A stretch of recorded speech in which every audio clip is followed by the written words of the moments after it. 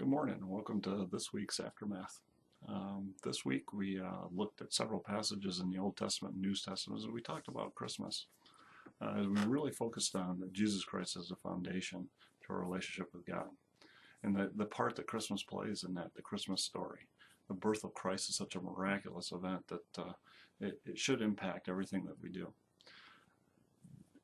I told a story that a lady that was asking me about what's the proper way to celebrate Christmas. She was worried that if she celebrated and decorated and celebrated Christmas in the sense of with decorations, that it was wrong. Someone had misinformed her that it would be celebrating something inappropriately. And I told her that Christ came to free us, not enslave us. And the idea that when we focus on Christmas, focus correctly in society, we have, I think there's a misunderstanding of what Christmas is about, that maybe people that don't know Christ and have lost their way when they celebrate Christmas and don't realize that really the focus should be on Christ and not on necessarily getting stuff and passing stuff around. So as we went through the passages, we really focused on who Christ is, who that Messiah is. And we looked in Isaiah chapter 7 and chapter 9. Let me read a couple verses from Isaiah chapter 9. It says this, for to us a child is born, to us a son is given, and the government will be on his shoulders, and he will be called Wonderful Counselor, Mighty God, Everlasting Father, Prince of Peace. And you think about those attributes that Jesus would later fulfill. We really see a sense of, as we think about society and how we've moved away from what we have traditionally done, a moral basis where we think about Bible and we understand that Christmas is about Christ. And we think about this wonderful promise because Israel, during Isaiah's time around 700 BC, was going through the same type of things. They'd moved away from their traditional beliefs. They moved away from their belief in a one true God. And they started following idols. And their society was, in a sense, amoral. They just had lost the morality of following God.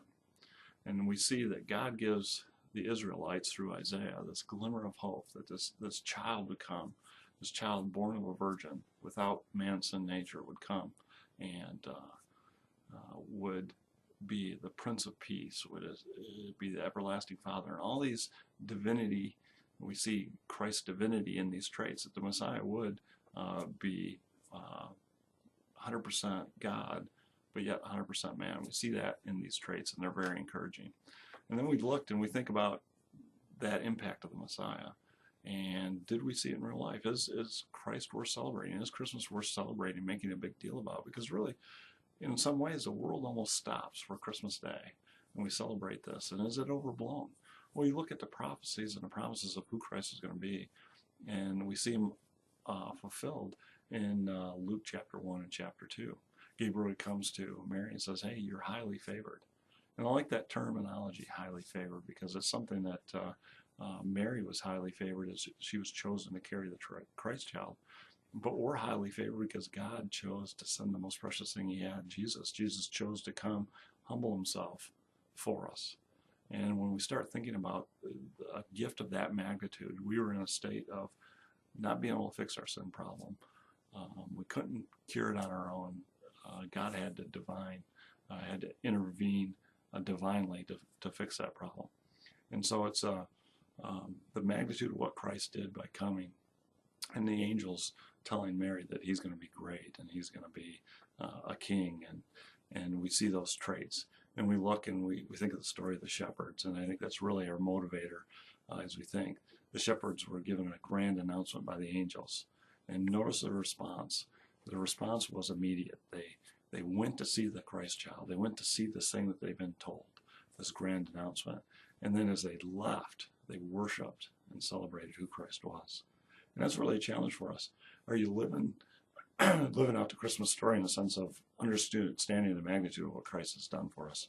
Are we living that out in our everyday lives? And are we taking the gospel to those that need it? You know, Christ reached down to those that, although we didn't deserve it, and gave us an opportunity to be in relationship with him again. Do we take in the same time with the same passion to tell others, our family members, our co-workers about Christ? And not only telling about Christ, but actually living for Christ, living as Christ in our lives every day. So I encourage you to be excited and celebrate Christmas in a powerful way, because it's a wonderful gift. But make sure our focus is on Christ and the magnitude of what He's done for us. Thanks, and have a great week.